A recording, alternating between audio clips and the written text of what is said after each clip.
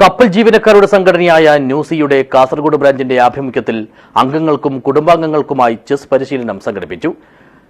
കാസർഗോഡ് ജില്ലാ ചെസ് അസോസിയേഷനുമായി സഹകരിച്ച് ബേക്കലിലെ ബ്രാഞ്ച് ഓഫീസിലായിരുന്നു പരിപാടി. This news sponsored by Immanuel Silks, Kanhangad, Kannur and Thrissur. കപ്പൽ ജീവനക്കാരുടെ ദേശീയ സംഘടനയാണ് national union of seafarers of India.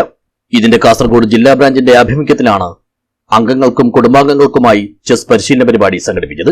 Chess association കാസർഗോഡുമായി സഹകരിച്ച് ബേക്കലിലെ ബ്രാഞ്ച് ഓഫീസിൽ വെച്ച് നടത്തിയ പരിപാടി ചെസ് അസോസിയേഷൻ ജില്ലാ സെക്രട്ടറി VN രാജേഷ് ഉദ്ഘാടനം ചെയ്തു.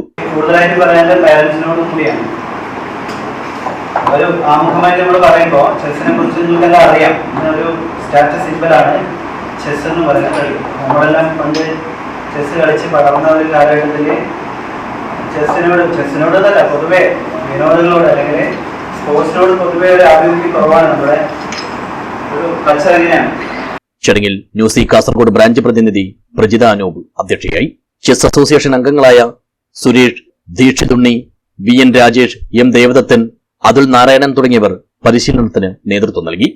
മർച്ചന്റ് നേവി അസോസിയേഷൻ കാസർഗോഡിന്റെ joint secretary Haridas, youth wing president Binu Ceylon, വനിതാ വിംഗ് പ്രസിഡന്റ് വന്ദന സുരേഷ്, നവീൻ പാലക്കുന്ന്, അജിത് കുമാർ എന്നിവർ സംസാരിച്ചു. മർച്ചന്റ് നേവി അസോസിയേഷൻ കാസർഗോഡിന്റെ വൈസ് പ്രസിഡന്റ് സുരേഷ് സ്വാഗതവും ന്യൂസി youth wing member Ratheesan Kuttiyan നന്ദിയും പറഞ്ഞു.